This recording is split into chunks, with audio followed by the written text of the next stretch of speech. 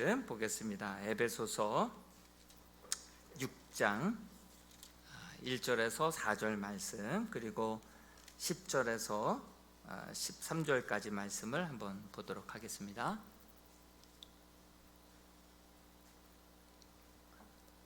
신약성경 316조 에베소서 6장 1절에서 4절까지 먼저 말씀을 같이 한번 한 음성으로 읽어보겠습니다. 자녀들아, 주 안에서 너희 부모에게 순종하라. 이것이 옳으니라. 내 아버지와 어머니를 공경하라. 이것은 약속이 있는 첫 계명이니 이로써 내가 잘되고 땅에서 장수하리라. 또 아비들아, 너희 자녀를 노엽게 하지 말고 오직 주의 교훈과 훈계로 양육하라. 아멘. 우리 10절에서 13절까지 말씀도 같이 한번 한 음성으로 읽어보겠습니다. 시작. 끝으로 너희가 주 안에서와 그의 힘의 능력으로 강건하여지고 마귀의 관계를 능히 대적하기 위하여 하나님의 전신갑주를 입으라. 우리의 씨름은 혈과 육을 상대하는 것이 아니요 통치자들과 권세들과 이 어둠의 세상 주관자들과 하늘에 있는 악의 영들을 상대함이라. 그러므로 하나님의 전신갑주를 취하라. 이는 악한 날에 너희가 능히 대적하고 모든 일을 행한 후에 서기 위함이라. 아멘. 오늘은 우리의 씨름은 이라고 하는 제아의 말씀 나눌까 합니다. 오늘 점심과 저녁 집에서 이제 식사를 하는데 아이들이 그래요. 어버이날은 있는데 자녀들의 날은 없다고.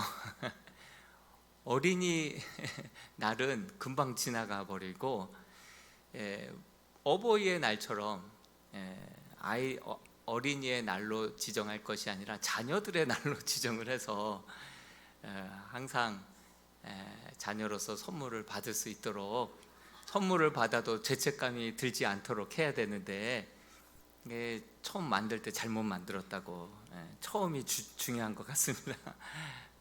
자녀들의 날로 만들었으면 모든 자녀들이 함께 기념이 되고 죄책감 받지 않고 선물을 받을 수 있는 날이 될 터인데 그렇습니다. 어린이날 오늘 하루 잘 쉬셨습니까? 네. 오늘은 영적인 전쟁, 영적인 전쟁에 대해서 좀 이야기를 할까 합니다. 참 오늘날 전도를 하려고 하면 너나 잘해 이런 말을 많이 듣는 것 같아요. 너나 잘 믿어, 이런 얘기를 주로 많이 듣습니다. 믿는 자들의 영향력이 점차 축소되고 있습니다. 가정에서도 자녀들에게도 그 영향력을 행사하지 못하고, 또 직장에서도 그렇게 믿는다라고 하는 말 자체를 하면 또 누가 될까 봐도 있지만 그렇게 얘기했다가는 좋은 소리 못 얻어 먹기 때문에 직장에서도 드러내지를 못합니다. 복음을 전파하기 위해서 세운 학교, 지난주 금요일에는 연대를 한번 쭉 이광환 집사님이 소개해 주셔서 봤는데, 참 기독교 역사가 학교와 병원을 먼저 세우고 그 바로 옆에 또 이대도 세우고, 그러면서 참 기독교 정신으로 세운 학교에서조차도 이렇게 맘 놓고 직원들 사이에서 또 학생들 사이에서 전도도 금지되어 있는 그런 모습을 보게 됩니다. 계속해서 우리 믿는 자들의 그러한 영향력이 점차 줄어들고, 지금은 낙동강 전선 이 나무로 밀려난 것 같은, 지금 그 수세에 지금 밀려나서 정말 저와 여러분들이 최후의 보루인 것 같은 그러한 느낌이 듭니다. 마지노선이라고 하는 말이 생각이 나서 찾아봤는데, 더 이상 물러설 수 없는 상황, 일컬어 마지노선이라고 하잖아요. 혹은 반드시 지켜내야 할 최후의 보루라고 하는 뜻도 가지고 있잖아요. 그래서 배수진을 친다, 이런 말도 있잖아요. 더 이상 우리는 물러설 곳이 없고 물러서지 않겠다, 이런 마음 자세를 우리는 가져야 하는데요. 이런 뜻으로 저도 이해를 했었는데, 그런데 마지노선의 뜻을 찾다 보니까 마지노선이 아니죠. 마지노가 사람의 이름이에요. 그리고 라인, 선이죠. 그러니까 마지노선, 이게 아니라 마지노선인 거죠. 프랑스의 국방부 장관이 앙드레 마지노라고 하는 이름을 가진 사람인데, 그 사람이 이제 1차 세계대전이 끝난 이후에 얼마나 피해자들이 많았습니까? 그러다 보니까 국경선 750km, 독일과 마주하는 국경선 750km에 이 마지노 선이라고 하는 그러한 참호, 요새와 같은 진지를 구축을 해놨었죠. 그래서 그곳이 뭐 철도도 다니고 요새가 되고 뭐 저장 창고도 되고 군수 물품도 거기다 저장해 놓고 완전히 요새처럼 그냥 750km나 되는 그 거리에 요새처럼 200조 원의 그 금액을 쏟아부어서 진지를 만들었어요. 진지를. 그것이 마지노선이었습니다. 그것을 다 구축하고 나니까 어떻습니까? 안심이 되죠. 의지가 되죠. 그러다 보니까 그것 때문에 독일도 함부로 쳐들어오지도 못했고, 실질적으로. 그리고 그것을 너무 의지하다 보니까 진지전과 기동전이라는 얘기 들어봤으니까 이제 전세가 조금씩 바뀌어가면서 진지를 구축해 놓고 싸우던 전쟁이 이제는 기동전으로 바뀌어서 이제 기계화 보병사단, 탱크가 나왔거든요. 그래서 세상은 뭐 기계화 보병사단으로 막 전쟁이 무기가 바뀌고 있는데, 여전히 진지를 구축해 놓고 거기가 조사원이 하고 안주하고 있었던 거예요. 그러다 보니까 이 독일이 어디를 쳤냐면 북쪽에 있는 폴란드를 점령을 해버렸어요. 그리고 내려오니까 폴란드 쪽에는 국경이 없었거든요. 이 요새가 없었거든요. 그러니까 빈집털이를 한 거예요. 그리고 완전히 뭐 연합군하고 뭐 다 수세에 몰려가지고 그냥 빈집털이 당하듯이 그렇게 프랑스가 쉽게 넘어가게 된 것이죠. 그래서 마지노선은 최후의 보루라는 것이 아니라 원래는 그 최접정지대의 최전방의 요새였다라고 하는 사실이죠. 마지막 요새가 아니라 최전방 요새였었는데, 변화와 이 성숙, 변화를 그렇게 받아들이지 않고 그렇게 요새에 그냥 안주하고 너무 의지하고 있다 보니까 이렇게 쉽게 프랑스가 독일의 손에 2차 세계대전에 송두리째 넘어가게 되었던 그러한 역사가 있죠. 징기스칸이 그런 얘기를 했죠. 성을 쌓는 자는 망하고 길을 내는 자는 흥할 것이다. 마지노선 하나 믿고 변화를 거부하고 안주했을 때 이 폴란드를 통하여서 쳐들어온 독일에 그냥 수복당한 거였죠. 그러므로 마지노선이라고 하는 말은 최후의 보루라고 하는 말보다는 사실 현실에 안주하는 변화와 혁신의 반대말로 쓰는 것이 맞다라고 그렇게 해석을 하고 있더라고요. 우리들도 그동안 하나님 주신 축복에만 안주하고 더 이상 변화와 성숙이 없다고 한다면 영적 전쟁에서 금방 우리의 안방을 내어주고 우리의 심령을 털리고 말 것입니다. 한번 주님을 만났다고 소왓 어쨌다는 거예요. 그게 어쨌다는 거예요. 거기에 안심하고 안주하고 있는 이상 한순간에 우리의 영혼과 심령이 털릴 수 있다라고 하는 사실을 우리는 잊지 말아야 할 것입니다. 오늘날에는 총성 없는 전쟁, 치열한 영적인 전쟁 중에 있습니다. 사탄 마귀는 또한 절대로 정면 승부를 하지 않습니다. 간교한 자이고 아주 교활한 자이기 때문에 정면전으로 들어오려면 5배의 병력이 더 위에 있어야 되거든요. 그렇기 때문에 손실도 크죠.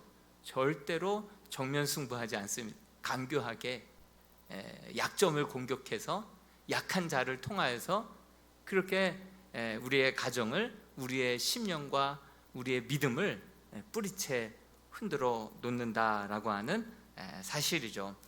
예나 지금이나 우리가 사탄의 전략을 너무나도 모르고 있는 것 같아요.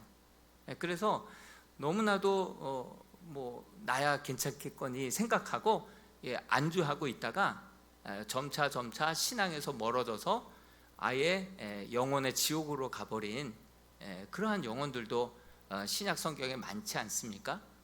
점차 디도도 세상을 더 사랑해서 이렇게 가버린 영혼들, 신앙에 있어서 점차 세월이 흘러갈수록 더욱더 퇴색되는 사람이 있는가 반면에 세월이 흘러갈수록 더욱더 신앙이 온전해지고 탄탄해지고 깊어지고 변화와 깊은 성숙으로 주님을 닮아가는 모습으로 그렇게 익어가는 성도들이 있다라고 하는 사실입니다. 우리는 이 현실에 안주해서는 안 되는 것이죠. 모든 전선에서 현재 밀리고 있는 듯한 느낌을 받았다라고 서두에 말씀드렸죠. 정말 이 세상에서는 물론이거니와 우리의 심령에서도 밀리고 있고 가정에서도 밀리고 있고 교회에서도 사탄 마귀가 휘젓고 다니고 있는데도 우리는 전혀 이것을 그렇게 그 사탄 마귀의 간교를 눈치채지 못하고 손 놓고 그냥 안방을 내어줘 버리는 그러한 역사가, 그러한 성도들이, 그러한 교회가 얼마나 많습니까? 사실 사탄 마귀가 우는 사자의 모습을 하고 정면으로 나타나서 으르렁대면서 나타난다고 한다면 누구든지 보고 대적을 할 것입니다. 그런데 사탄 마귀가 광명한 천사의 모습으로 가장해서 평범한 이웃의 모습으로 가장을 해서 우리도 알게 모르게 가랑비에 옷 젖듯이 우리의 심령과 가정과 우리의 자녀들과 교회를 야금야금 그렇게 좀먹고 있다라고 하는 사실을 우리는 기억해야 할 것입니다. 그렇게 가정의 가장을 공격해서 영적인 권위를 실추시키고 더 이상 자녀들에 대해서 어떠한 권위로 가르치지도 못하게 입틀막이죠. 입틀막. 중세 1000년 동안에는 하나님의 말씀을 읽지도 못하게 만들었죠. 그러다 보니까 하나님의 말씀을 성도들이 읽으면 사형이 되었던 때도 있지 않았습니까? 교황이 이해하고 해석한 대로만 들을 수 있었기 때문에 이상한 교리들이 많이 나왔죠. 교회를 더 화려하게 짓기 위하여서, 더 부를 쌓기 위하여서, 더 권력을 모으기 위하여서 이상한 교리들을 만들어서 면죄부를 만들어서 그것을 팔고 쨍그랑거리는 소리가 가족들을 하여금 그렇게 연옥에서 천국으로 그렇게 인도할 수 있다라고 하는 이상한 교리들을 막 만들었었죠. 말씀이 들려오지 않자, 말씀이 들려오지 않자 중세 암흑기라고 하는 1000년 동안 정말 고통스러운 시간들을 보내지 않았습니까? 오늘날에도 사탄 마귀가 가정 안에서, 교회 안에서, 또 이 세상 속에서 보이게 보이지 않게 역사하는데, C.S. 루이스라고 그 기독교 변증가는 이런 얘기를 했어요. 우리 성도들이 두 가지 종류의 성도들이 있다. 너무 사탄 마귀에 대해서 무지한 성도들이 있고, 반면에 정말 모든 일을 다 사탄 마귀 때문이다 라고 하는, 그렇게 모든 원인을 사탄 마귀에게 돌려버리는, 너무 과하게 사탄 마귀 탓을 하는 그러한 성도들이 있다는 거예요. 기침만 해도, 감기만 걸려도 이건 병마다 사탄 마귀다. 그래서 막 내어쫓는데 사탄 마귀는 억울하죠. 사람이 잘 컨디션을 관리하지 못하고 하나님 청지기로 우리 몸을 잘 지키고 관리하라고 했는데, 관리하지 못해서, 잠 자지 못해서, 잘 먹지 못해서 걸리는 병도 사탄 마귀 탓만 막 하고 있는 거예요. 그러니까 너무 사탄의 탓으로만 돌리는 경우에 자기가 책임지지 않는 거예요. 자기가 책임져야 할 부분이 있어요. 근데 그것을 책임지지 않고 다 사탄 마귀 때문이라고 얘기하니까 사탄 마귀도 억울한 거예요. 억울한 거예요. 너무 무지한 사람도 있고 모든 것을 사탄 마귀의 탓으로 돌리는 사람, 이 두 종류의 무지한 성도들이 있다라고 C.S. 루이스는 말을 했죠. 본래 하나님께서는 가정에서, 교회에서 부모에게 주신 영적인 권위로 하나님께 쓰여야 할 그 공경을 부모에게 사용한 것이죠. 사실 오늘 우리가 읽었던 에베소서 6장 1절 말씀에 보면 뭐라고 나와 있습니까? 자녀들아, 주 안에서 너희 부모에게 순종하라. 이것이 옳으니라. 내 아버지와 어머니를 공경하라. 전에도 제가 한번 말씀드렸죠. 부모님을 공경하라 할 때 이 공경이라고 하는 원어를 보면 이것은 신의 언어라고, 신에게 사용하는 언어를 부모를 공경하라, 부모에게 사용했다는 거예요. 그 이유에 대해서 마틴 루터는 소요리 문답에서 분명하게 이것을 짚어서 얘기하는 거예요. 왜 하나님께서는 부모에게 이 신에게나 쓸만한 이 공경을 그 자녀들이 드리게 한 이유가 무엇이냐? 그만큼 부모의 그 권위로 자녀들을 신앙교육 잘 시키라고 하나님께서 부모에게 그렇게 권위를 실어줬다라고 하는 사실을 이야기하고 있습니다. 그런데 또 성경에 6장 4절에 보니까 아비들아, 너희 자녀를 노엽게 하지 말라, 이렇게 얘기하고 있어요. 노엽게 하지 말라. 노엽게 하지 말라. 정작 우리 자녀들에게 마땅히 가르쳐야 할 것을 가르치기 위하여서는 우리 사춘기 자녀들을 노엽게 해서는 안 됩니다. 관계를 잘 맺어야 마땅히 가르쳐야 할 것을 자녀들에게 가르칠 수 있다라고 하는 사실이죠. 그래서 자녀들을 노엽게 하게 되다 보면 마땅히 가르쳐야 할 것조차 자녀들은 튕겨져 나가게 되어 있죠. 그 부모들의 아주 정말 특징 중에 특징, 공통점 중에 공통점이 하나가 있는데, 정말 옳은 말을 기분 나쁘게들 한다, 이렇게들 얘기를 해요. 다 틀린 말은 없어요. 옳은 얘기를 그렇게 기분 나쁘게 해서 아이들을 노엽게 해서 그 말을 다 뱉어내게 만든다는 것이죠. 자녀를 노엽게 하지 마라. 자녀들은요, 부모가 뭘 좋아하고 뭘 싫어하는지를 기가 막히게 잘 알아요.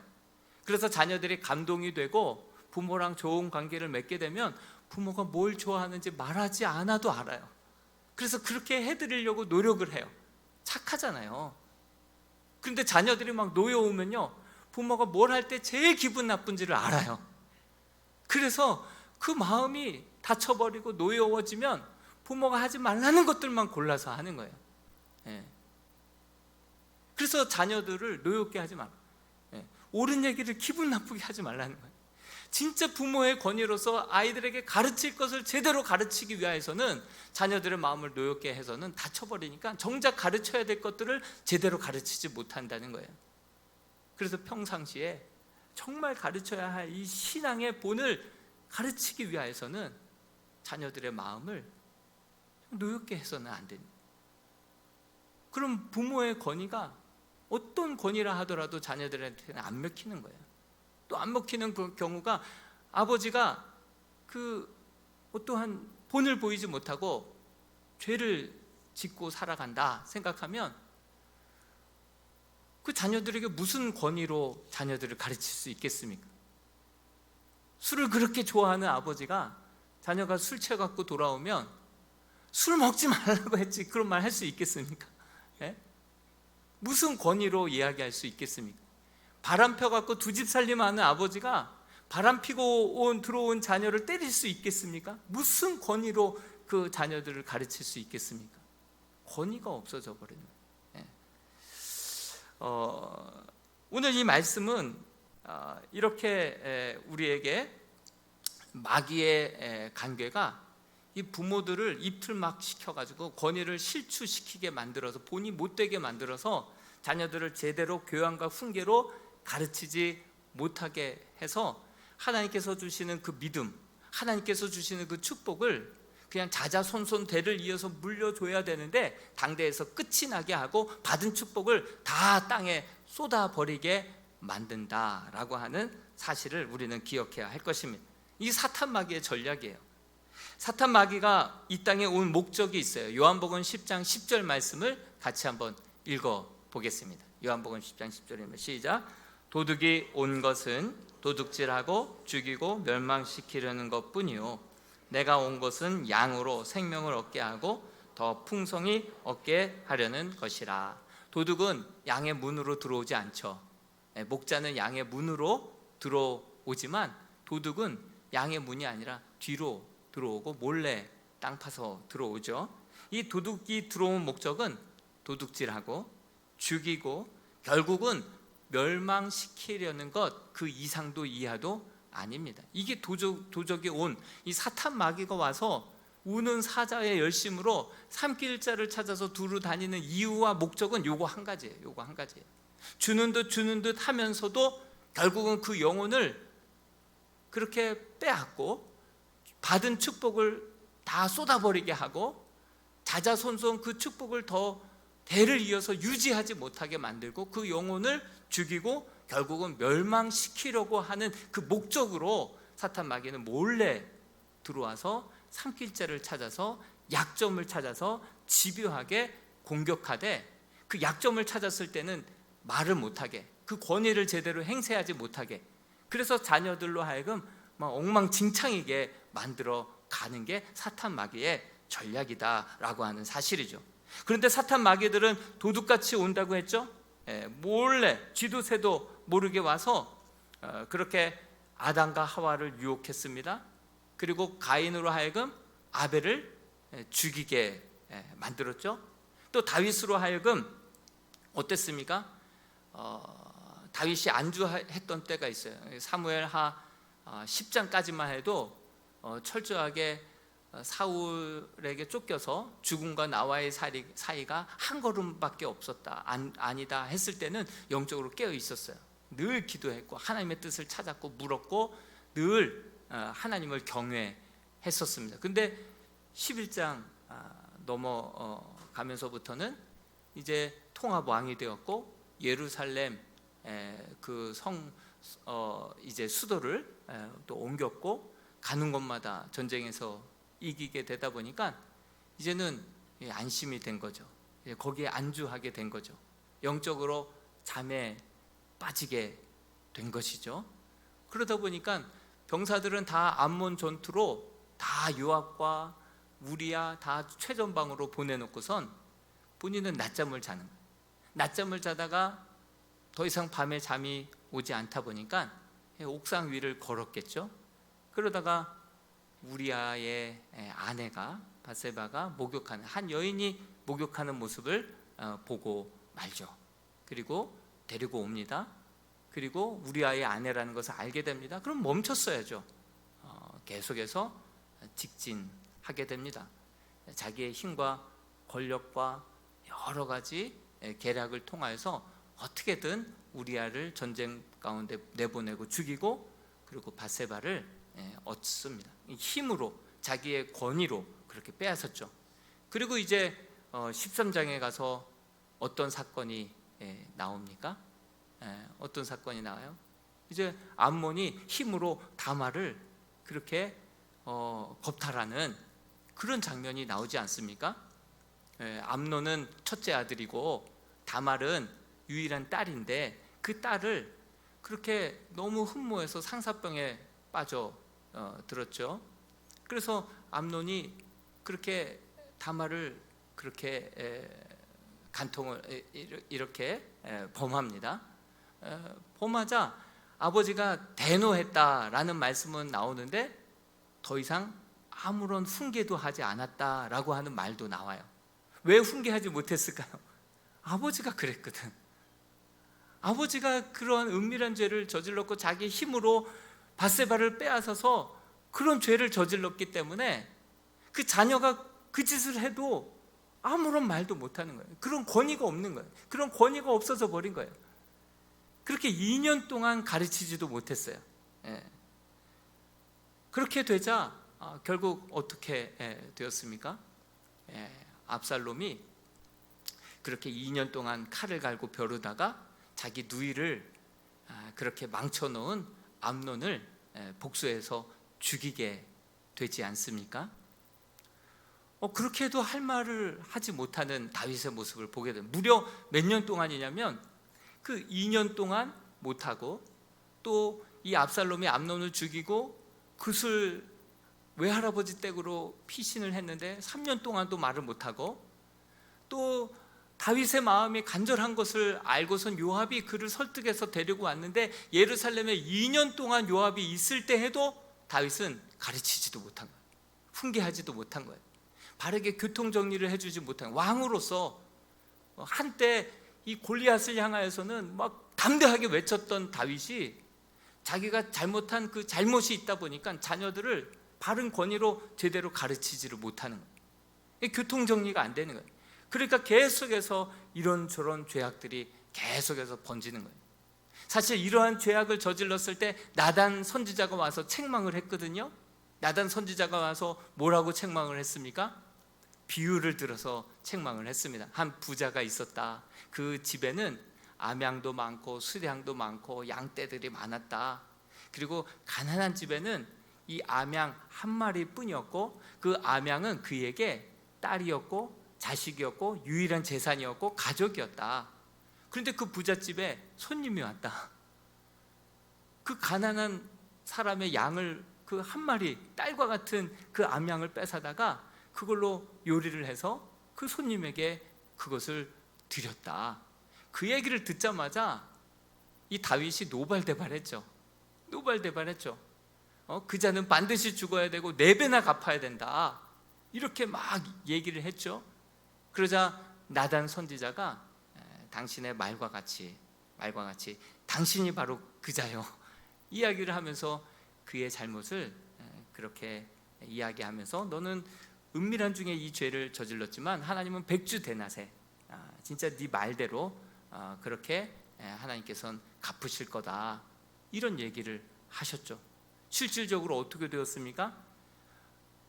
정말 그 다윗이 우리야 한 명을 죽였지만 다윗의 아들은 몇 명이 죽었을까요?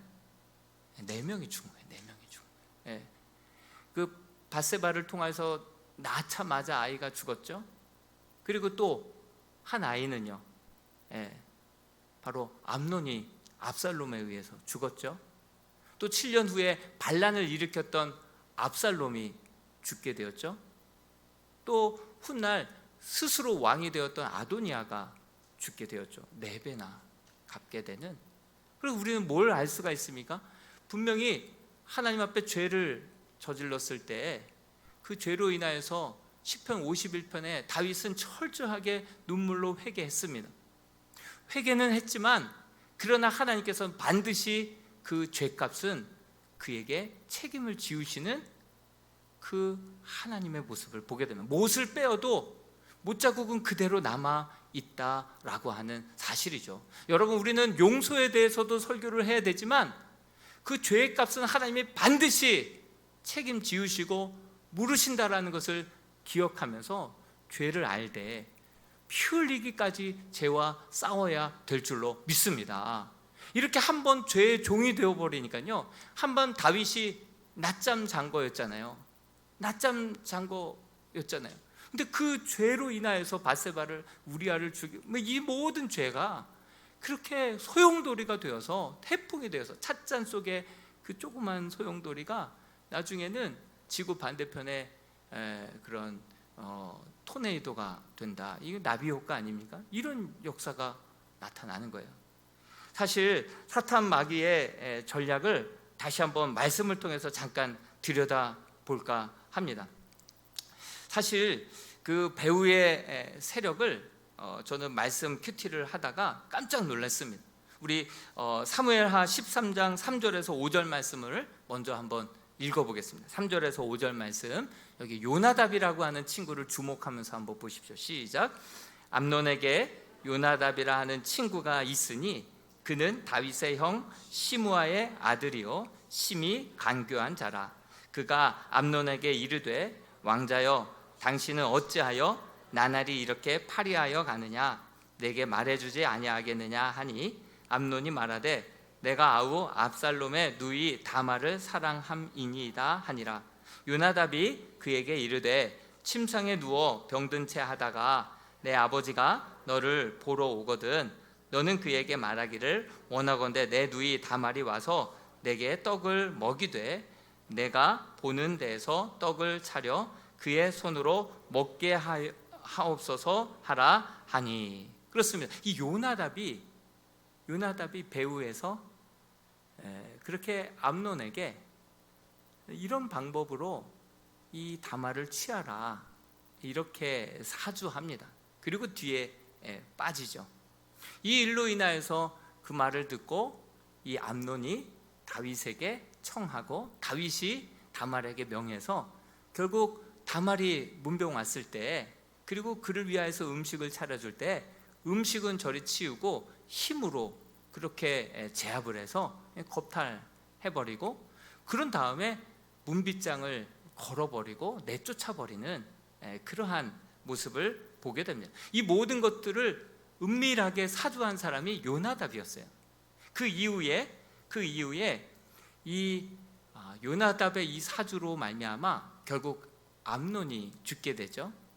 이때 암논은 다윗 옆에서 뭐라고 또 속삭이는지 한번 들어볼까요?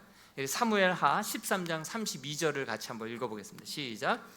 다윗의 형 시므아의 아들 요나답이 아뢰어 이르되 내 주여 젊은 왕자들이 다 죽임을 당한 줄로 생각하지 마옵소서. 오직 암논만 죽었으리이다. 그가 압살롬의 누이 다말을 욕되게 한 날부터 압살롬이 결심한 것이니이다. 내 주여 왕자들이 다 죽었다 생각하지 마십시오. 왜? 이 암논이 죽었을 때 그 소문이 퍼진 거예요. 다윗에게 모든 왕자들이 다 이 압살롬에 의해서 죽임을 당했다라고 소문을 들은 거예요. 그래서 다윗이 옷을 찢고 주저앉아서 쓰러져 있을 때 이 요나답이 그 다윗에게 가서 다른 왕자들이 다 죽임 당한 것이 아닙니다. 사실 그렇게 압살롬의 누이 다말을 욕되게 한 그날부터 압살롬이 칼을 갈고 있다가 암논만 죽였습니다. 이렇게 이야기를 합니다. 아니 뒤에서 그 모든 것들을 사주하고 또 그렇게 되면 암논이 이렇게 압살롬이 암논을 죽일 것까지도 그는 다 알고 있었어요. 다 알고 있었어요. 배후에서 손대지 않고 코를 풀고 있는 거예요. 이 간교한 이 요나답이 이렇게 역사하면서 서로들 싸우게, 서로들 죽이게, 서로들 받았던 놀라운 하나님의 은혜와 축복을 다 땅에다가 쏟아버리게 만드는 이 역사를 이 배후에서 요나답이 이루고 있는 거예요. 그래서 결국은 이 암논이 요나답과 다말과 다 사람과 사람이 싸우는 거예요. 여러분 오늘 성경에 뭐라고 이야기하고 있습니까? 사실 오늘 성경에서 우리들의 진짜 주적은 누구라고 말씀하고 있습니까? 오늘 성경의 말씀에 우리 에베소서 6장 12절 말씀에 보면 우리들의 씨름은 혈과 육에 대한 것이 아니요 혈과 육에 대해서 사람에 대한 것이 아니다. 진정 우리들의 싸워야 될 대상은 하늘에 있는 공중 권세를 잡은 악한 영들과의 싸움이다. 이것을 우리에게 이야기해 주고 있는 거예요. 근데 우리는 계속해서 사람들을 미워하고 사람들과 싸우고 서로들 죽이고 살리고 이러고 있는 거예요. 그 배후에서 역사하는 이 요나답은 다윗에게 뭐라고 얘기하고 있습니까? 이제 파수꾼이 높은 곳에서 내려다볼 때 그 왕자들이 막 언덕배기로 막 도망쳐오는 혼비백산 도망쳐오는 모습을 보면서 왕자들이 옵니다 이렇게 알려줍니다. 요나답이 뭐라고 얘기합니까? 내가 뭐라고 했습니까? 내가 말한 대로죠. 이렇게 얘기하면서 다윗에게 자기의 입지를 더 굳건하게 만드는 거예요. 다윗의 영혼 속에 그 암덩어리와 같은 요나답이 더 굳건하게 자리 잡고 역사하고 있는 거예요.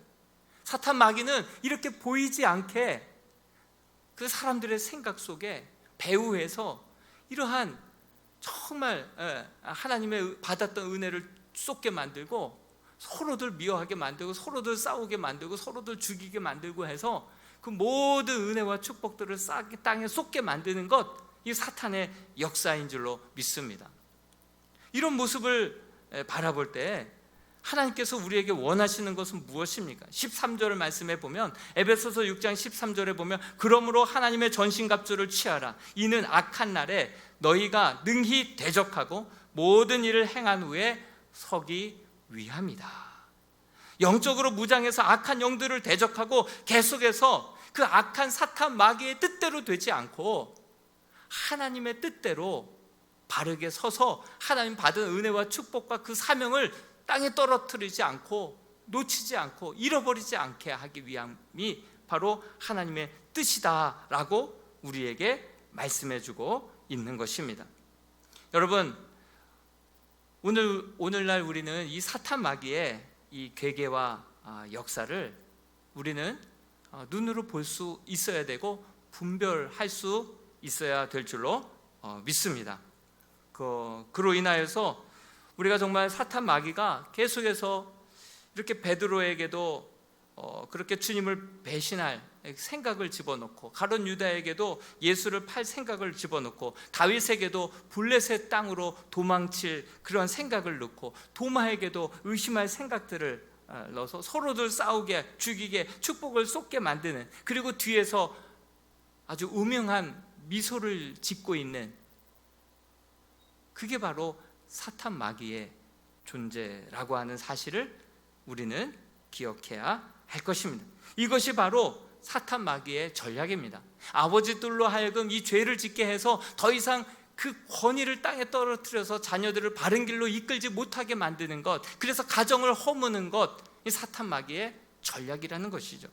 오늘날 교회가 세습 문제로 말미암아, 성적인 문제로 말미암아, 재산적인 그러한 돈, 물질의 문제로 말미암아 이 세상에 대해서 어떤 말도 못하게 입틀막을 해버리는 것, 이것 또한 사탄 마귀의 그러한 역사임을 우리는 잊지 말아야 할 것입니다. 그러므로 우리는 다시금 이 세상에 떨어져 버린 그 영적인 권위를 다시금 되찾아 와야 될 줄로 믿습니다. 다시금 신뢰를 주는 그러한 교회와 그러한 가장이 되어야 할 줄로 믿습니다. 바라기는 다시 우리의 싸움은 혈과 육이 아니라 이 세상의 간교한 악한 영들과의 싸움임을 우리는 기억하면서, 전세는 지금 너무나도 불리한 상황에 있지만, 그러나 지피지기면 백전백승이라고 적을 분명하게 우리가 알게 되면 우리는 반드시 늦었다 하는 이 순간에도 승리하게 될 줄로 믿습니다. 더 이상 사탄 마귀가 뒤에서 미소 짓지 않고 우리 하나님께서 뒤에서 기뻐하시고 정말 감격해 하시고 춤추실 수 있도록 정말 이 영적인 전쟁에서 승리할 수 있는 저와 여러분들이 다 될 수 있기를 주님의 이름으로 축원드립니다. 우리 같이 한번 이 찬양 불렀으면 좋겠는데요, 이 찬양 안에 정말 치열한 영적인 법칙과 영적인 전략들이 다 담겨져 있는 찬양입니다. 세상의 유혹과 시험이 우리가 잘 아는 찬양인데요, 이 가사를 하나하나 묵상하면서 정말 이렇게 되기를 원합니다. 그런 믿음의 고백으로 함께 찬양하고 기도하겠습니다.